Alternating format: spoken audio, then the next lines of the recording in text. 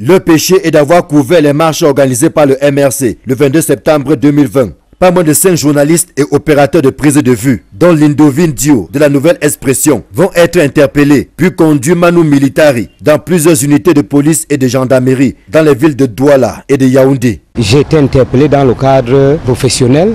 La police n'a pas compris que je puisse couvrir une manifestation dite illégale ou interdite. J'ai beau leur expliquer que la manifestation, qu'elle soit interdite ou pas, le journaliste est là pour éclairer l'opinion. Ils n'ont pas compris.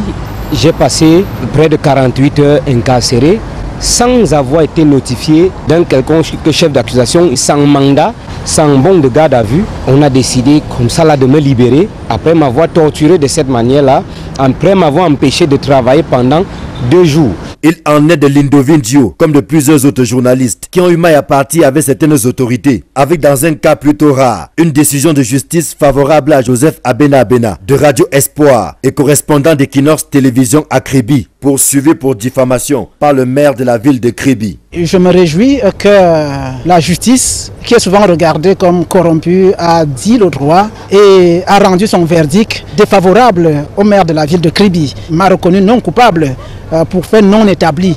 Et je me dis que au moins pour ce procès qui connaît une suite favorable, le maire et les autres personnalités de la République vont tirer des leçons. Ils ont toujours regardé le journaliste comme un va-nu-pied qui cherche à faire du mal aux gens, et pourtant le journalisme est un métier à part entière qui mérite toutes ces lettres de noblesse pour un État qui se veut de droit comme le nôtre. Toujours est-il que pour Reporters sans frontières, le Cameroun a sérieusement reculé sur le terrain de la liberté de la presse en 2020, partant de la 131e place en 2019 pour la 134e l'année dernière. Ce qui, selon cette organisation, traduit une hausse de la violation des droits des journalistes. Un classement peu honorable qui ne surprend pas le syndicat national des journalistes du Cameroun. On n'est pas très surpris de ce classement qui révèle justement que le Cameroun a perdu 3 places en termes de liberté d'expression.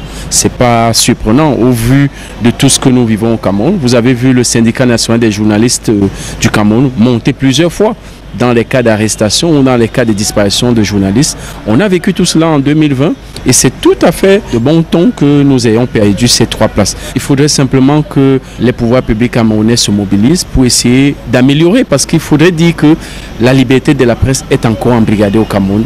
Habitué à réagir chaque fois qu'une organisation internationale tend seul au Cameroun, le ministère de la Communication est curieusement resté silencieux jusqu'ici. Même nos multiples tentatives d'arracher un mot sur ce classement de Reporters sans frontières sont restées vaines. La réaction vient plutôt du Conseil national de la communication, pour qui Reporters sans frontières exagère dans sa peinture de l'état de la liberté de la presse au Cameroun en 2020. Un rapport qui n'a pas traduit exactement ce que nous pouvons les dire. Bien sûr que le pays est pourri et la communication ou bien la presse n'est pas respectée. Mais quelle presse qui doit être respectée? Les lois de la communication donnent la presse au Cameroun toute sa liberté et indépendance. Ben, ça ne veut pas dire que si tu es libre et tu es indépendant, ça veut dire que tu devais bafouer tous les règlements d'un certain ordre. Le CNC dit œuvrer au quotidien pour éviter la prison aux journalistes, mais avoue son impuissance devant la détermination du gouvernement ou des particuliers à agir autrement. Un cas comme Samuel Ouazizi, il a été arrêté pour les faits présumés d'intelligence avec l'ennemi. Donc l'État a pris en main son cas. Oui, le Conseil a donné son conseil, même au gouvernement.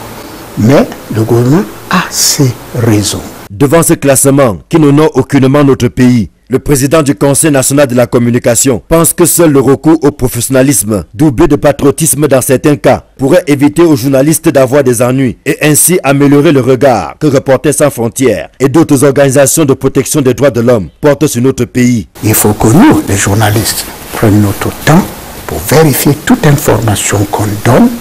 Et avant de publier cette information, mais nous avons notre opinion et nous avons un pays qu'on doit défendre.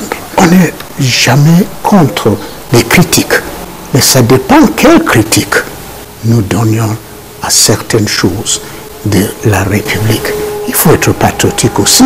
Le classement de Reporters sans frontières rejoint celui du Comité pour la protection des journalistes qui classe le Cameroun au 10e rang des pires pays au monde en matière de liberté de la presse et 2e en Afrique subsaharienne, avec 8 journalistes incarcérés, dont Paul Chouta, Amadou Vamoke, Aldaber Iol, Kislen Djoka, Manchon BBC, Thomas Awa Jr., Tim Conrad et Wawa Jackson Ford. Sans oublier le cas Samuel Wazizi, dont le décès dans les circonstances non encore élucidées demeure un mystère.